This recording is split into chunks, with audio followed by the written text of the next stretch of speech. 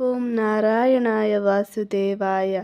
ಸದ್ಗುರು ಸಚ್ಚಿದಾನಂದ ಸಾಯಿನಾಥ್ ಮಹಾರಾಜ್ ಕಿ ಜೈ.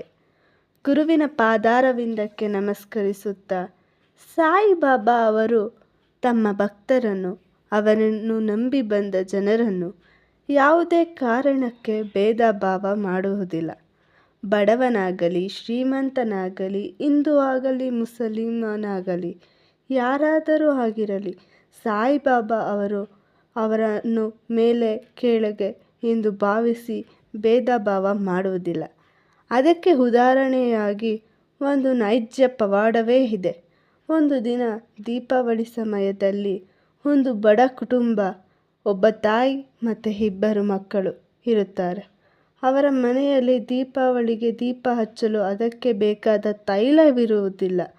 ಆ ಮಕ್ಕಳು ಬೇರೆಯವರ ಮನೆ ಮುಂದೆ ಹಚ್ಚಿರುವ ದೀಪವನ್ನು ನೋಡಿ ನಮ್ಮ ಮನೆಯಲ್ಲಿ ದೀಪ ಹಚ್ಚಲು ಸೌಕರ್ಯವಿಲ್ಲ ಎಂದು ಬೇಸರಗೊಂಡಿರುತ್ತಾರೆ.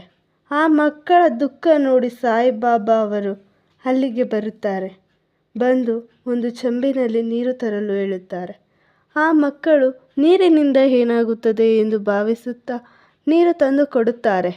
ಸಾಯಿಬಾಬಾ ಆ ನೀರನ್ನು ಬಾಯಿ ಮುಕ್ಕಳಿಸಿ ಆ ದೀಪಕ್ಕೆ ಹಾಕಿ ದೀಪವನ್ನು ಹಚ್ಚುತ್ತಾರೆ. ಅಲ್ಲಿದ್ದವರಿಗೆಲ್ಲರಿಗೂ ಆಶ್ಚರ್ಯ. ಒಂದು ದೀಪ ಹಚ್ಚಲು ಅದಕ್ಕೆ ಬೇಕಾದ ಸಾಮಗ್ರಿ ಮುಖ್ಯವಲ್ಲ, ಅದಕ್ಕೆ ಬೇಕಾದ ಭಕ್ತಿ, ಶ್ರದ್ಧೆ ಇವೆಲ್ಲ ಮುಖ್ಯ. ಆದ್ದರಿಂದ ಸಾಯಿಬಾಬಾ ಅಲ್ಲಿ ಬಡ ಕುಟುಂಬ ಎಂದು ಅವರಿಗೆ ಸಹಾಯ ಮಾಡದಿರಬಹುದಿತ್ತು. ಆದರೆ ಸಾಯಿಬಾಬಾ ಆ ರೀತಿ ಭಾವನೆ ಹೊಂದಿರುವುದಿಲ್ಲ. ಅದನ್ನೇ ನಮಗೂ ಕೂಡ ಹೇಳುತ್ತಿರುವುದು.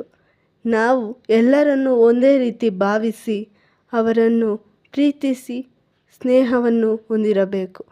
ಓಂ ಸಾಯಿರಾಮ್.